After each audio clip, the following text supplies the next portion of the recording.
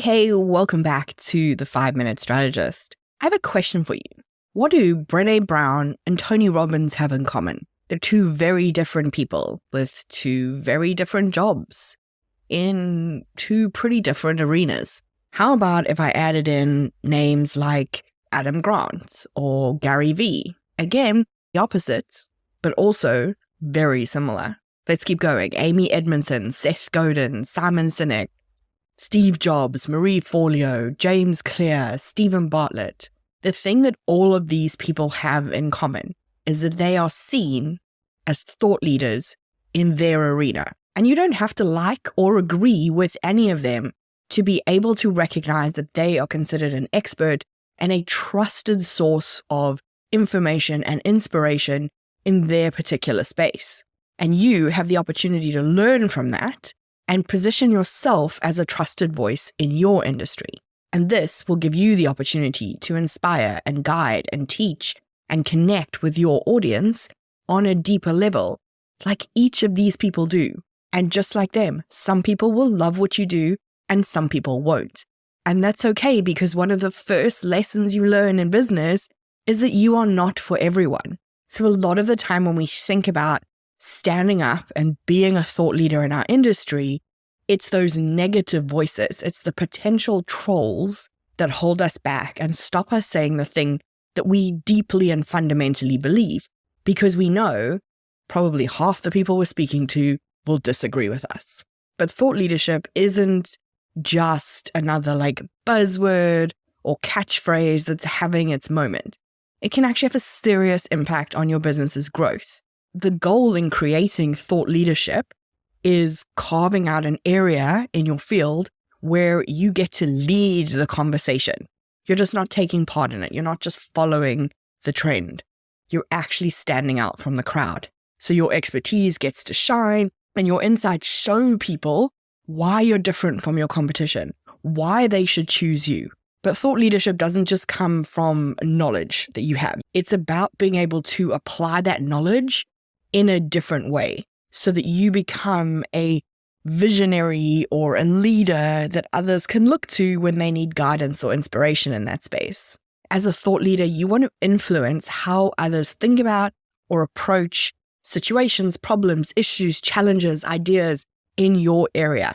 As a small business owner, having this thought leadership establishes you as a trusted go-to resource for your customers instead of just another follower in a generic crowded market. It's about leading through ideas and teaching and creating value in that way, not just through what you offer and the services that you sell. Figuring out and displaying your thought leadership is a long-term strategy. It's about figuring out where you have that expertise, nurturing it, thinking about it, coming up with different ideas, sharing those ideas, sharing them again and again. So it's an investment. But on the other side of that investment is a powerful tool for your business's growth, and a powerful tool that doesn't expire like a social media post. Being seen as a thought leader enhances your credibility and increases your visibility in a market because you stand out so people are aware of you. This means that it opens up networking opportunities for you, invitations to speak, and can lead to collaborations and partnerships. If we go back to the idea of a buzzword, the other big buzzword at the moment, or has been for a while, is authenticity, right? There is nothing more authentic than being the person who stands up and speaks with their own voice, rather than simply parroting what others are already saying. And it's not enough to just have the thought leadership out there. We also want to make sure that we're integrating that into our business. It's a core part of our brand in the same way our core values are a part of us. And then how do we pull that into our operations? How do we use what we speak about in our decision making, in how we deal with our customers, in how we run our business day to day? Because that's the real authenticity. It's the practicing of what you're preaching. So yes, we want to do the thought leadership and do the preach part of it, but then we need to integrate it into our business so that people see us practicing that thing. For example, if you're out there with a take on work-life balance and are working 23 hours a day in your own business, that's jarring to any customer who potentially wants to work with you.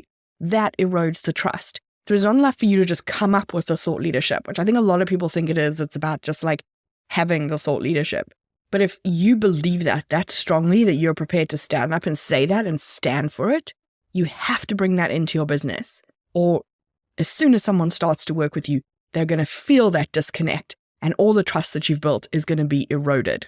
If we take a step back, thought leadership is really about you owning your expertise, sharing the insights that you have and adding value to the world at large, but specifically to your people.